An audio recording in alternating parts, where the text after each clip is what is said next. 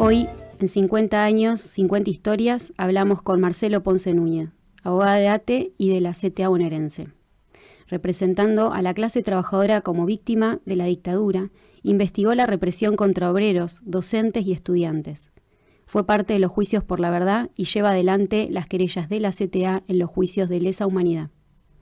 Su tarea combina el trabajo jurídico con el compromiso humano. Muy buenas tardes, Marcelo.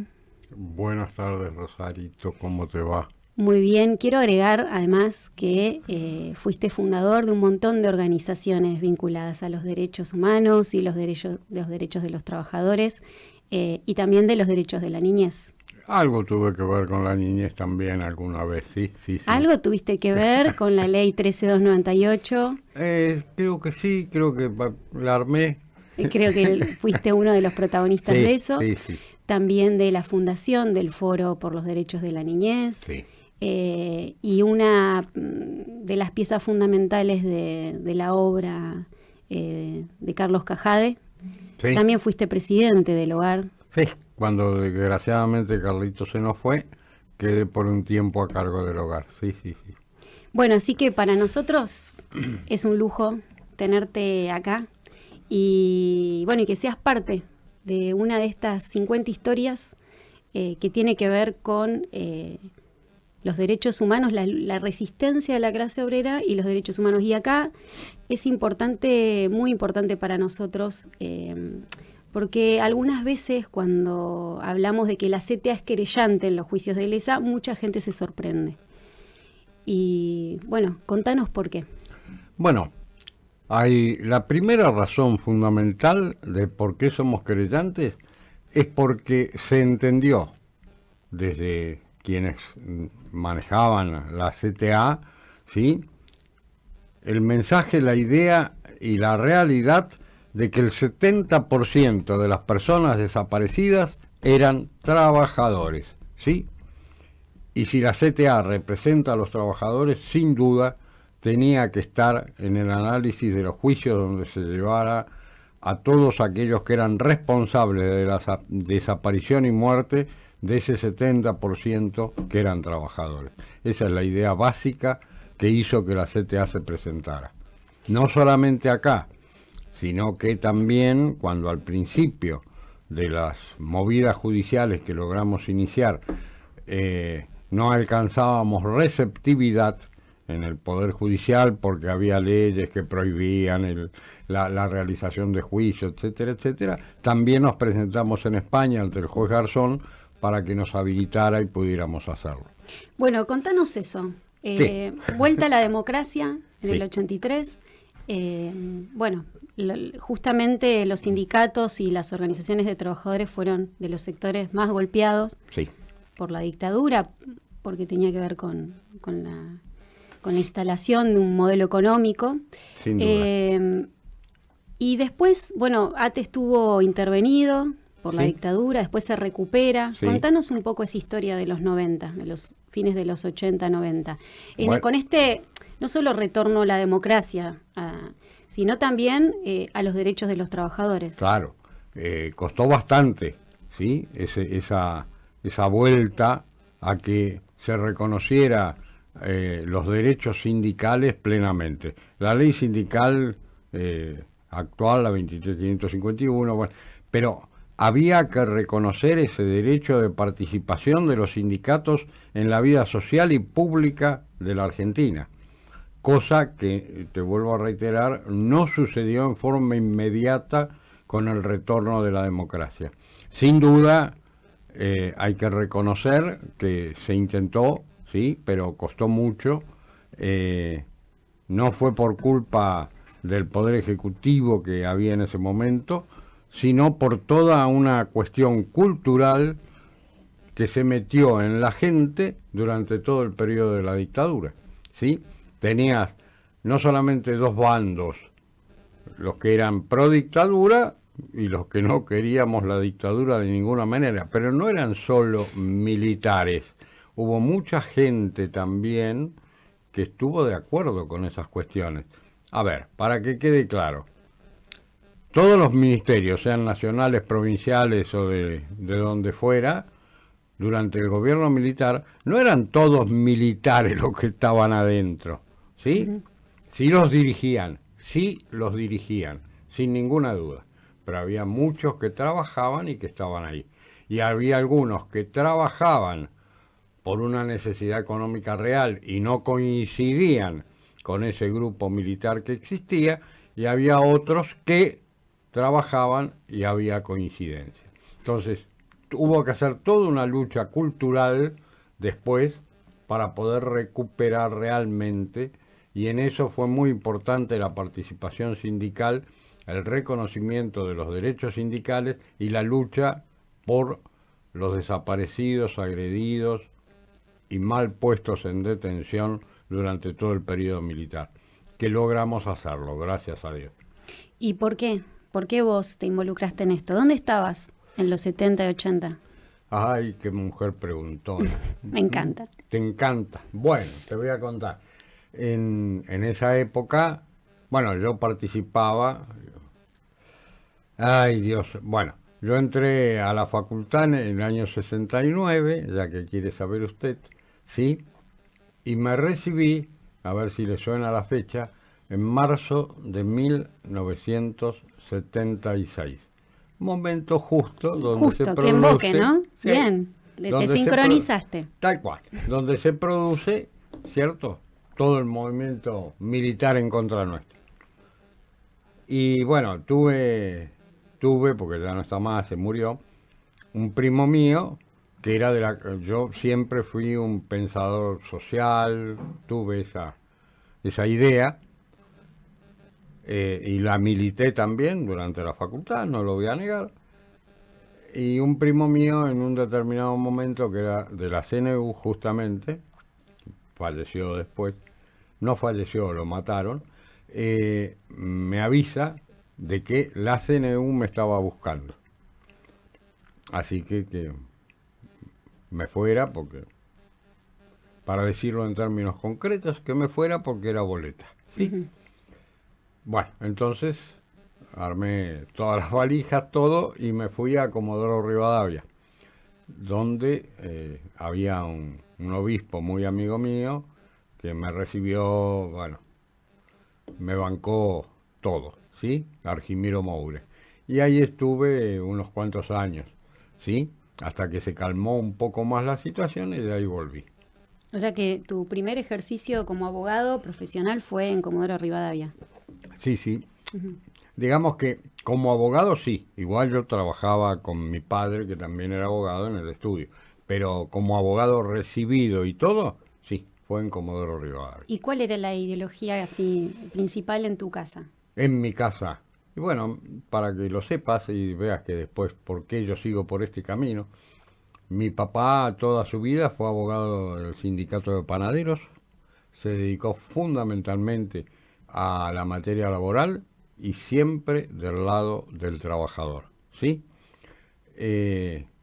A la empresa las derivaba a otros abogados, él solamente con los trabajadores. De ahí viene un poco esta cuestión. Somos así por descendencia. ¿Y cómo ¿sí? llegaste a ATE? Ay, Dios. Por un señor que vos conocés y que yo conozco, creo, ¿eh? No sé, ¿quién? A ver. ¿Eh? Me imagino igual un poco, ¿eh? ¿Te imaginas? Sí. A ver, ¿cómo le dicen a los perros chiquititos? ¿Eh? ¿Cuándo lo conociste al cachorro, Dani? Ah, mira. Bueno, a Cachorro lo conocí a través de Cajade, Ujú. ¿sí? Por reuniones que se hacían y qué sé yo, por ahí nos conocimos igual. Y él me dijo de ir para ATE y ahí fue, ¿sí?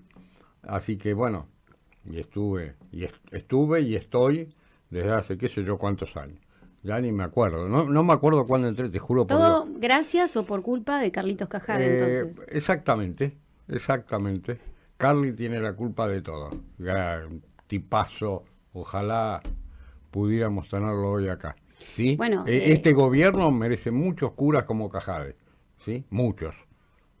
Fundamentalmente. ¿Sí? Con esa ideología, con movilizaciones, con todo lo que era hacer público las necesidades de la gente y de la sociedad. Ojalá tuviéramos muchísimos de ese tipo, ¿sí? Ojalá. Pero bueno, bueno, y Cajade, digamos, un cura de Opción por los Pobres, podríamos sí, decir, él también fue secretario de Derechos Humanos tal de la cual. CTA, o sea que Sí, él también estaba involucrado en la lucha por los derechos de los sí, sí, trabajadores. sí, sí, sí, sí. Sí, ya te digo, Mm. sí. Y bueno, por ese conocimiento que había, bueno, ya te digo, apareció Cachorro de que ya estaba allí, qué sé yo, y ahora estoy como abogado hace ya unos años. Bueno, la teoría, la convicción, la ideología ya estaba presente, que la Sí, sí, mayoría de los desaparecidos habían sido por luchar por sus derechos tal cual. como trabajadores, Sí, estaba la conciencia de clase. Ahora, de ahí a la acción, a juntar las pruebas y a llegar a España con Baltasar Garzón para empezar este caminito no solo de resistencia, sino de toma de acción sí, para avanzar hacia la sí, búsqueda sí, de sí. justicia, ¿cómo fue? Bueno, fue muy importante, ya te digo, y el hecho de tener secretarios generales como Cachorro en algunos distritos y en muchos lugares, sirvió, por ejemplo, en el caso que vos me decías recién, en Ensenada, en Astilleros, hubo desaparecido del color que tú gustes, ¿sí? Entonces, contar con la ayuda del sindicato ATE Ensenada por Astilleros fue fundamental, fundamental. Pero a su vez eso lo trasladamos a otros lugares, también acá en La Plata, por cierto, y a otros lugares de la provincia, ¿sí? Así que logramos encontrar antecedentes muy importantes de todas esas personas, ¿sí? No solo en el hecho, digo, más allá de que alguno formara parte de alguna de las organizaciones que había en ese momento y qué sé yo, bueno, bien, pero los que no formaban parte de ninguna organización y se lo llevaron igual, simplemente por ser trabajadores, eso, ¿cómo me lo explican los militares? Porque suponete vos una guerra, ¿no es cierto?, se dicen ellos, entre unos y otros. Bueno, perfecto. Pero los que no pertenecían a ninguna organización, ¿por qué se los llevaron y por qué los tiraron al medio del mar desde un avión? Que alguien me lo explique, que alguien me lo cuente, ¿sí? Y no solamente gente de Ensenada, sino que después empezamos a descubrir gente de muchos otros lugares, ¿sí? Y además coincide con toda la transformación en el plano jurídico que hicieron también los militares, ¿no? Sí.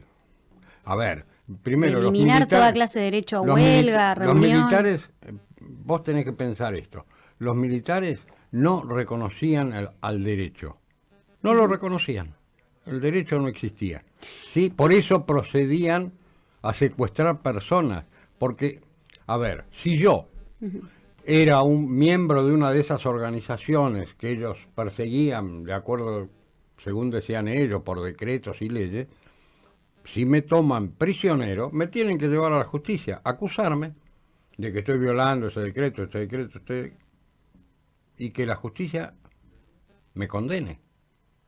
Nada de eso sucedió, ¿sí? Te subían a un avión y te tiraban en el medio del mar. Te digo, una de las formas más comunes de la muerte. Entonces, ¿de qué me están hablando? ¿De qué me están hablando? ¿Sí? No existía la justicia para ellos. Que esto es lo más importante que tiene que existir siempre en cualquier país. La justicia, que es la que tiene que dirimir, resolver los planteos que se formalizan. Acá eso no se usaba, la justicia no existía. Es muy interesante que esto aparece en el libro El Circuito Camps, el libro que hicimos con Darío Herrera y la editorial de la CTA, ¿no? Que aparece, bueno, el rol de la organización sindical en este juicio de lesa humanidad que se gana con la Sí. condena a los genocidas. Y también en el libro está la querella que escribimos, la CTA que escribiste vos, Marcelo, Sí. con Marta Bedio y Sí. otros abogados de la PDH. Correcto.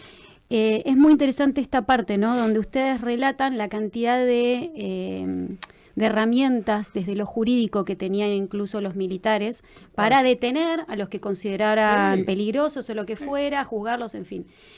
Y pese a todas esas leyes y todas esas herramientas que ellos tenían, no usaron ninguna. Absolutamente ninguna. Y que eso fue parte de la investigación en la querella, que es muy importante porque vos pedís que se lo juzgue por incumplimiento de los deberes de funcionario público. Tal cual. Y eso es una novedad.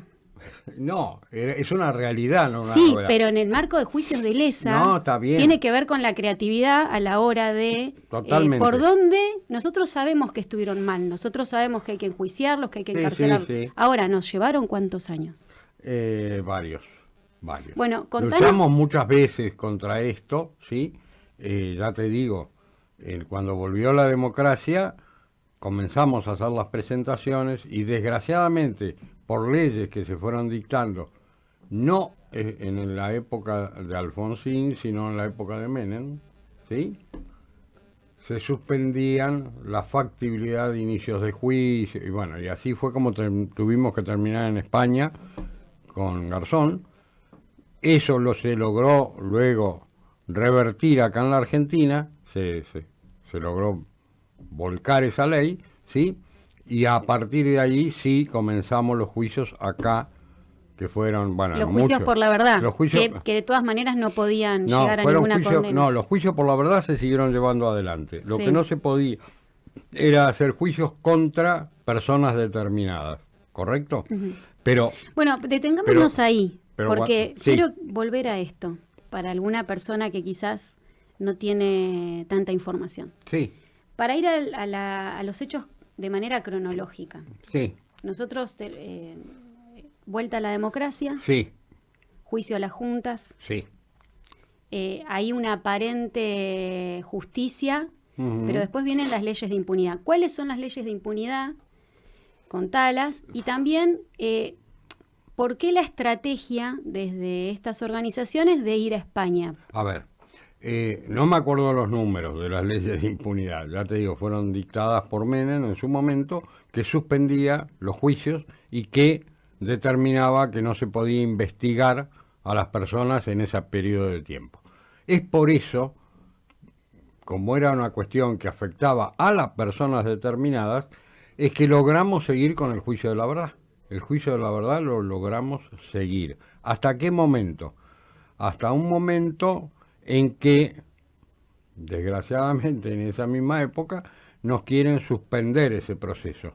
Y es ahí, cuando nos quieren suspender el proceso, cuando nos vamos a Garzón, España. ¿Sí? ¿Pero qué eran los juicios por la verdad? Los juicios por la verdad era investigar situaciones de las personas, ¿sí? Y que se supiera la verdad de lo que había acontecido.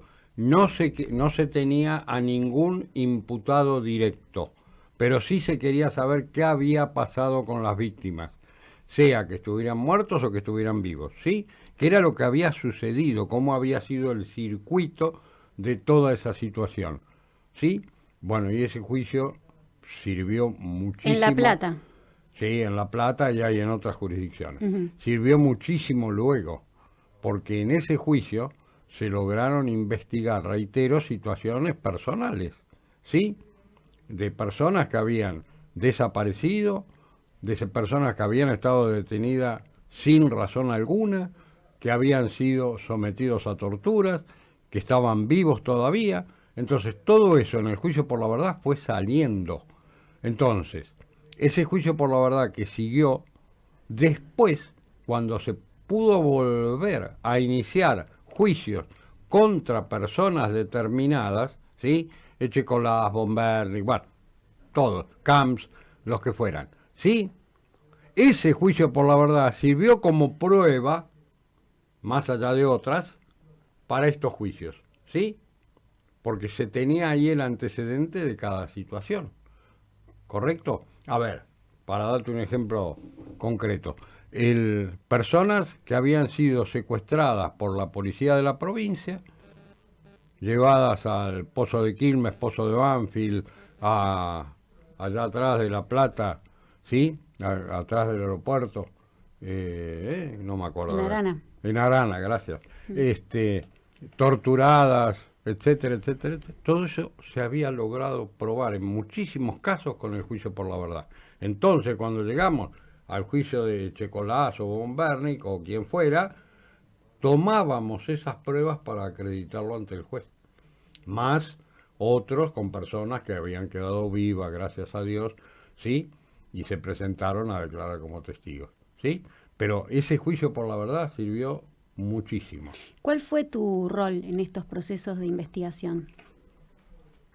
Bueno, nosotros lo que fuimos haciendo fue hacer contactos con personas que habían quedado vivas de aquella época, que pertenecían a nuestro sindicato, a nuestro círculo, logramos generar contacto con ellos, con sus familias, y desde ahí fuimos haciendo carpetitas para luego llevarlas al juzgado, ¿sí?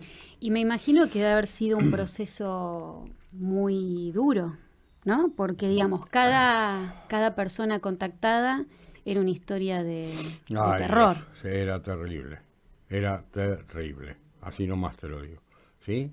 Contactar con personas, con familiares o con las personas que lo habían sufrido era terrible, ¿sí? Que te contaran todo lo que habían pasado, todo, no, era realmente, no es lo que más me gusta acordarme, ¿sí? No es lo que más me gusta acordarme. Sinceramente, hay en uno de los juicios, creo que era contra el Checolás, un testigo que vino del sur a declarar, que hay que escucharlo porque hace toda su declaración como si fuera un cómico, porque va contando todo y le agrega chistecitos a cada momento. Es genial, genial, pero es el único. Los demás te cuentan cosas que... No, gracias, paso. No, además es un proceso de cada vez que se da testimonio de lo vivido, es un proceso de revictimización.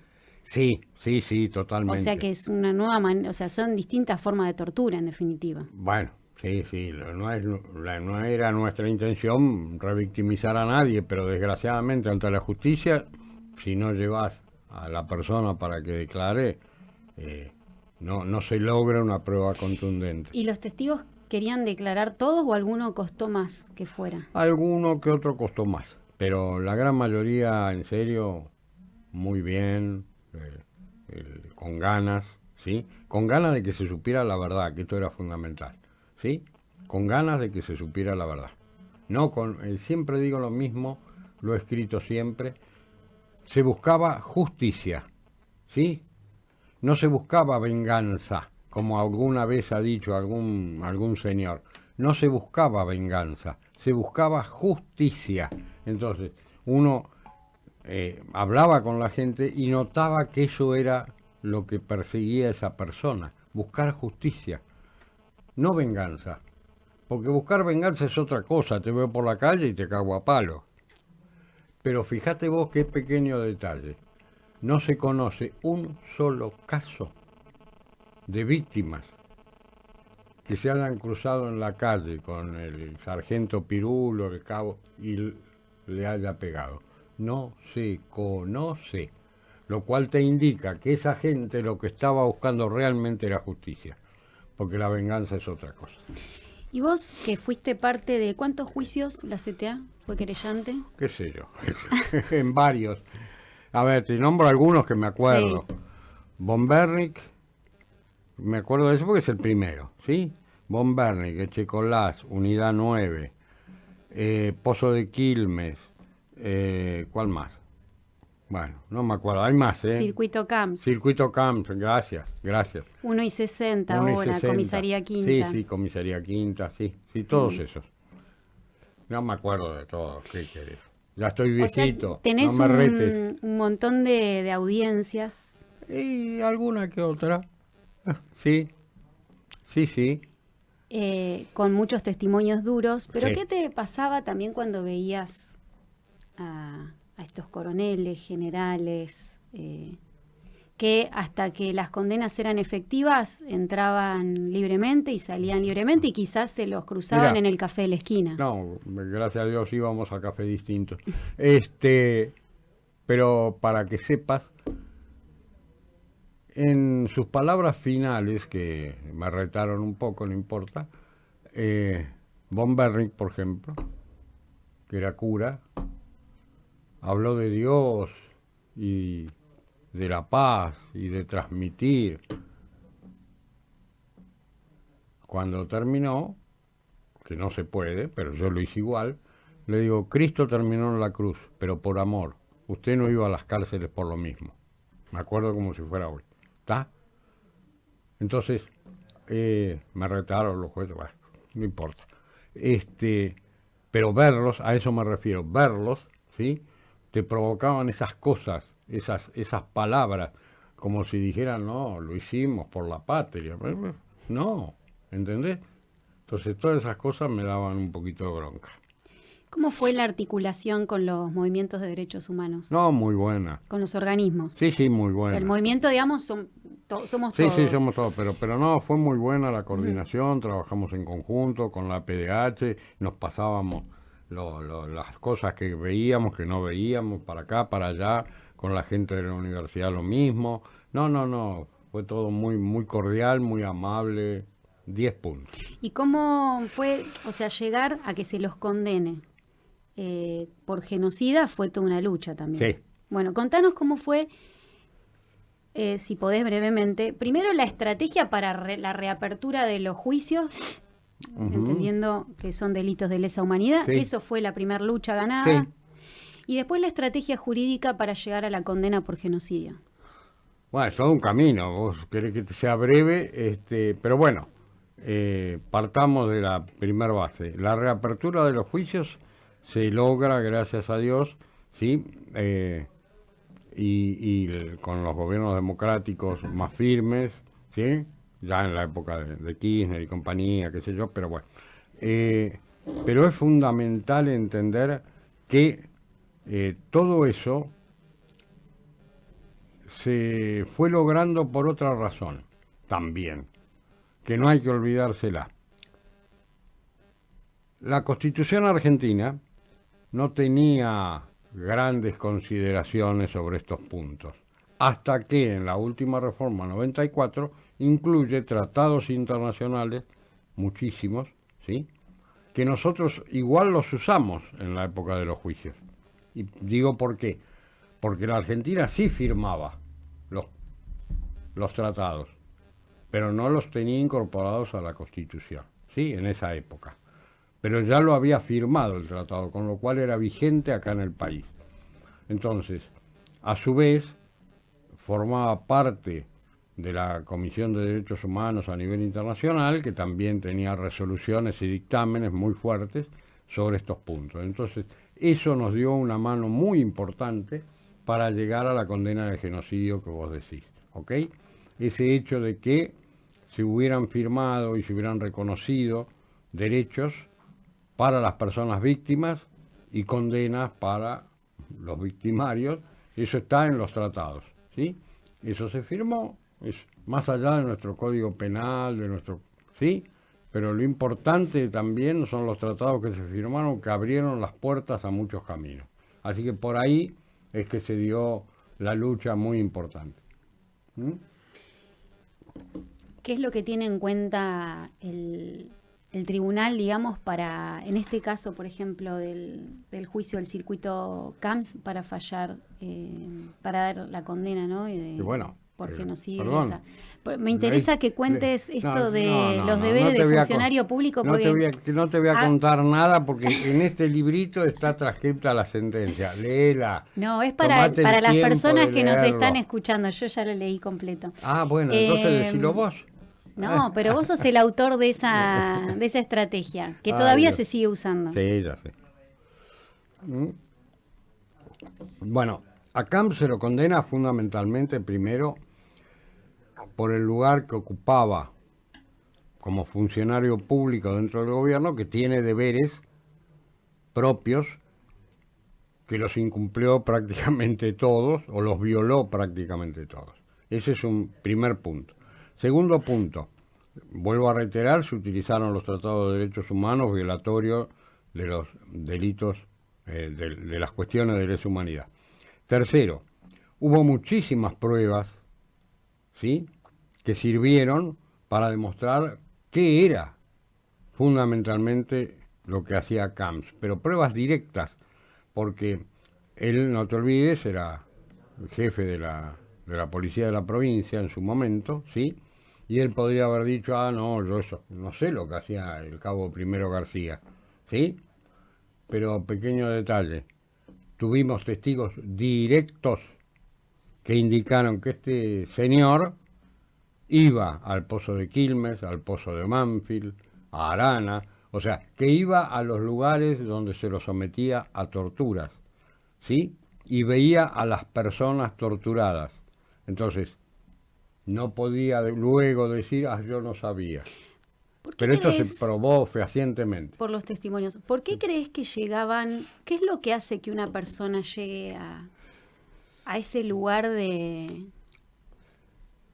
llevar adelante estas torturas? Pero además parecía como que eran parte de un espectáculo y hasta incluso un disfrute, ¿no? A ver, perdón, yo sé que en los medios de comunicación uno no puede decir ciertas cosas, por eso no la voy a decir, solamente... No, acá puedes decir lo que quieras. No, voy a decir las siglas, ¿sí?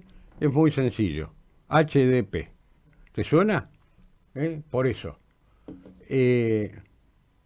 Su condición, porque si vos analizás, ¿sí?, la educación que recibían los militares y que hoy reciben los militares, es una educación de tercer nivel, sin duda, ¿sí? Con muchísimas materias que hacen, inclusive sociología, derecho, bueno, con muchísimas materias. Entonces, ¿cómo puede ser que señores que han recibido ese tipo de educación salgan a hacer lo que hicieron estos? Hace una cuestión personal, por eso te digo, ¿sí? Por eso la calificación que le di, que yo digo que no sé si está bien o mal, pero bueno, es lo que se me ocurre. Hay otro tema que tiene que ver con, del que poco se habla en realidad, que tiene que ver con la responsabilidad empresarial también en la dictadura. Y bueno, porque hubo algunos muchachitos empresarios que entregaron a compañeros en distintos lugares del país, ¿sí? Llámese Tucumán, llámese Rosario, ¿sí? Lugares donde se entregaron personas directamente con intervención de los dueños de las empresas.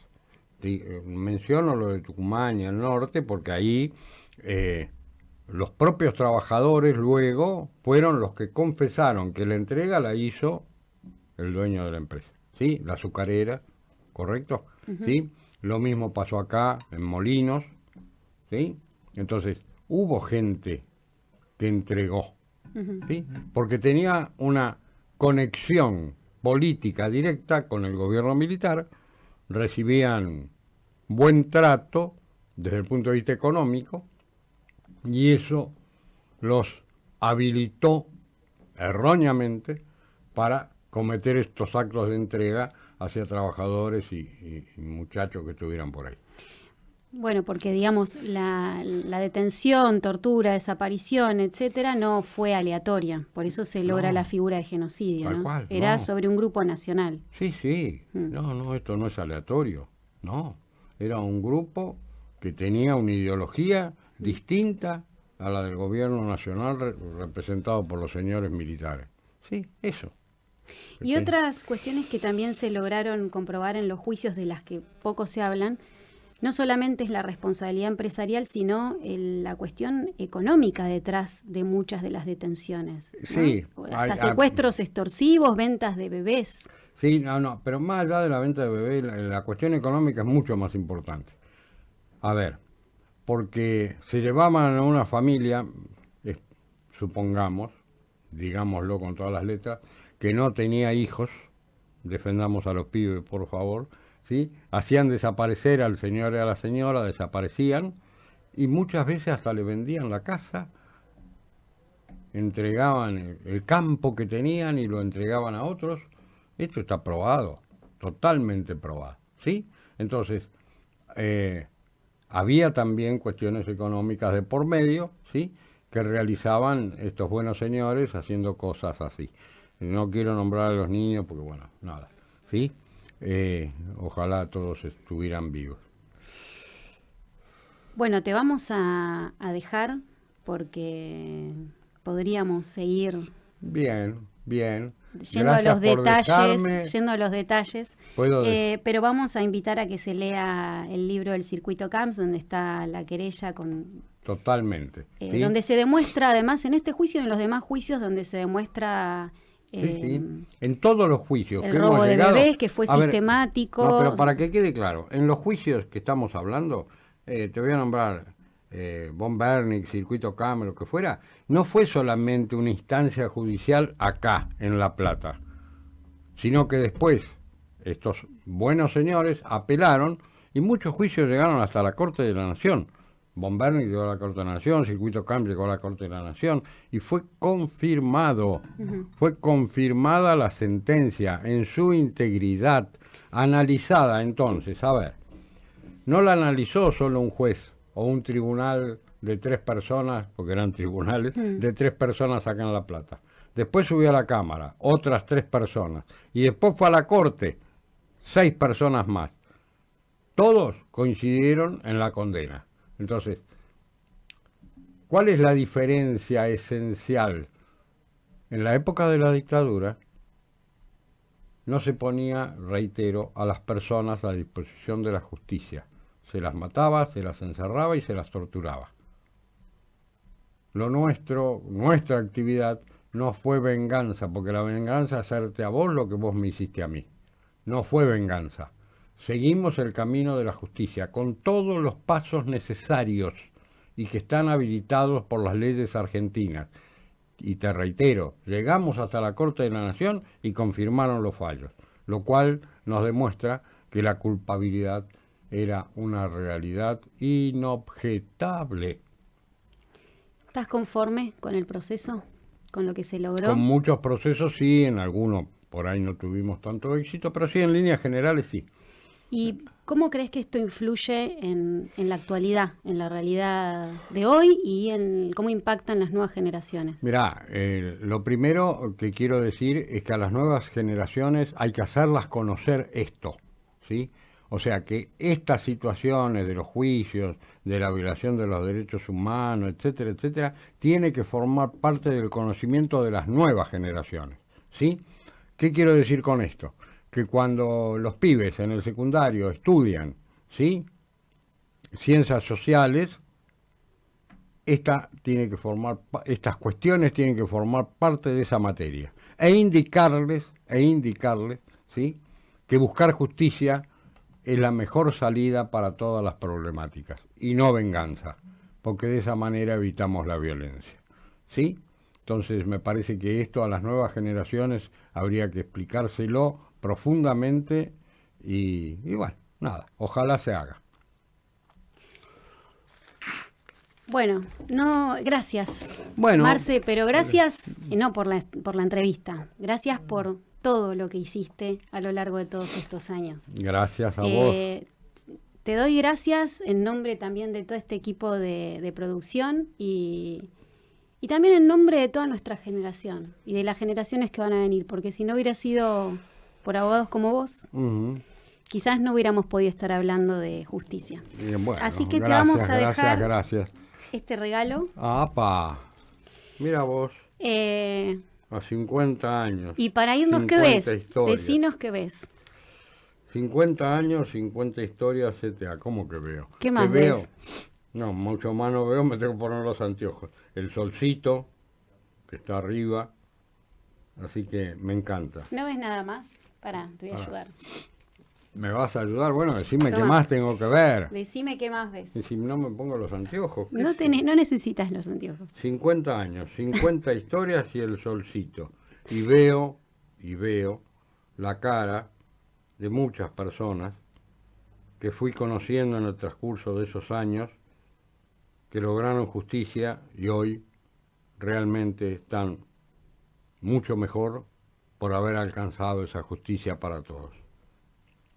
Hermoso. Y estás vos, que sos parte de los 50 años y las 50 historias. Y bueno, gracias. Y vos no sos tan joven tampoco, no te mandés la parte. Así es que hemos terminado bien la nota, ¿eh?